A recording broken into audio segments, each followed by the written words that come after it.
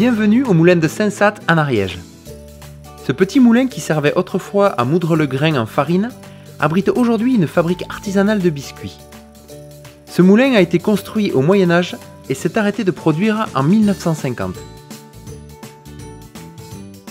À cette époque, les moulins appartenaient souvent aux seigneurs des vallées. Et tous les habitants des villages alentours venaient faire moudre leurs grains de blé ou de seigle par le meunier.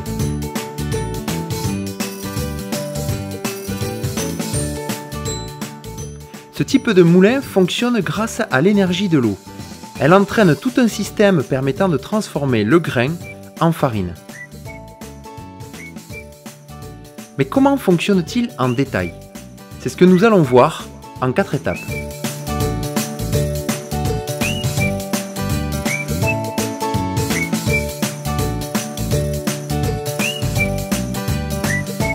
L'énergie motrice qui va actionner le moulin, c'est l'eau. Et cette ressource ne manque pas en montagne. C'est pourquoi on trouve toujours les moulins en bas de vallée, proche de la rivière. Ici, c'est l'Ariège qui coule à une centaine de mètres seulement. Pour amener l'eau de la rivière jusqu'au moulin, on utilise un canal. Ce canal se termine par une chute qui permet d'accélérer l'eau afin qu'elle vienne percuter avec force la roue. Cette roue est placée sous le moulin dans une voûte. Elle est reliée au reste du moulin par une pièce en bois que l'on appelle l'arbre. Bien sûr, la roue ne se met à tourner que lorsque le meunier l'a décidé en actionnant un levier. Au moulin de Saint-Satte, il s'agit d'une roue horizontale, comme beaucoup de moulins dans le sud-ouest. A l'inverse, dans le nord de la France, on trouve plutôt des roues verticales.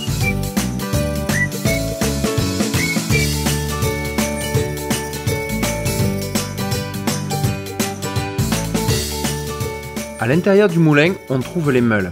Ce sont de grandes pierres rondes d'environ 700 kg.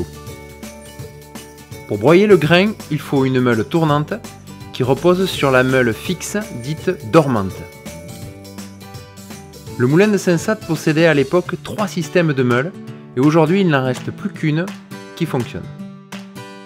Une fois que le meunier est prêt, il actionne une manette qui dirige l'eau sur la roue. Pour démarrer la rotation, le meunier libère la meule tournante par un levier. Il s'agit d'un système qui libère la meule du dessus en la levant de quelques millimètres. La roue se met à tourner, elle entraîne l'arbre, puis la meule.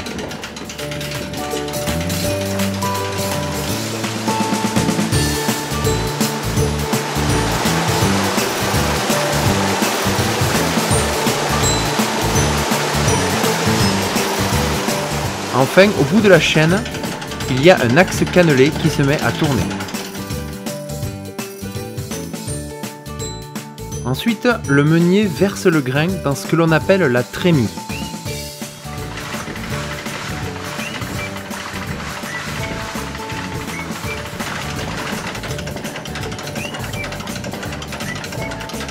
Le grain tombe progressivement dans une pièce en bois que l'on appelle le sabot.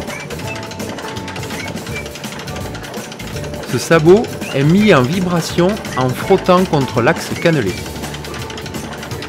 Ainsi, en tapant, le grain tombe au milieu puis passe entre les deux meules.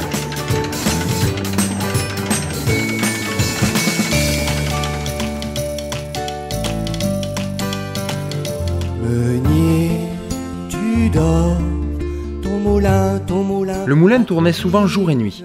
Le meunier qui habitait sur place ne devait pas s'endormir. L'expert du moulin vous explique l'origine de la chanson. Et pour éviter qu'ils ne s'endorment, tout le monde connaît la chanson, même Meunier tu dors. Et bien en fait, ils avaient mis au point un système, ma foi, qui est fort ingénieux.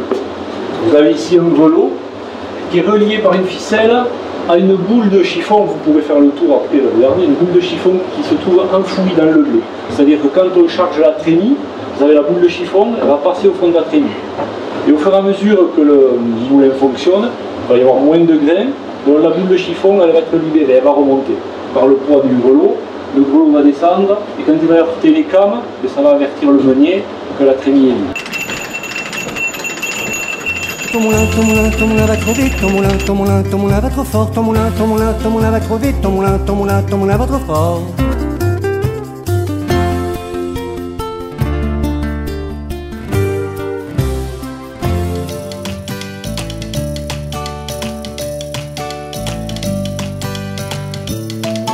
Avec la force centrifuge, le grain va être broyé et sortir sous forme de farine complète. C'est ce qu'on appelle la mouture.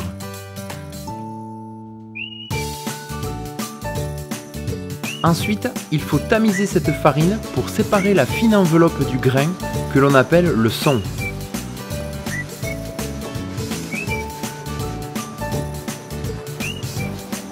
Vous pouvez utiliser pour cela un tamis ou alors, plus efficace, une machine que l'on appelle le blutoir.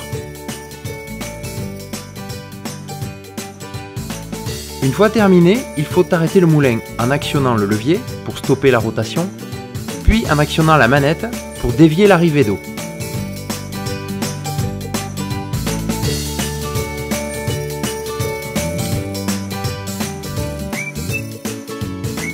Dans la biscuiterie du moulin, on utilise de la farine qui est produite par un moulin similaire en Basse-Ariège. Il fabrique une farine de très grande qualité à partir de blé issu de l'agriculture biologique. Par ce procédé ancestral du moulin à eau, la farine n'est pas brûlée contrairement à la production industrielle. Elle garde donc toutes ses propriétés nutritionnelles, la qualité gustative que l'on retrouve dans le goût des biscuits du moulin.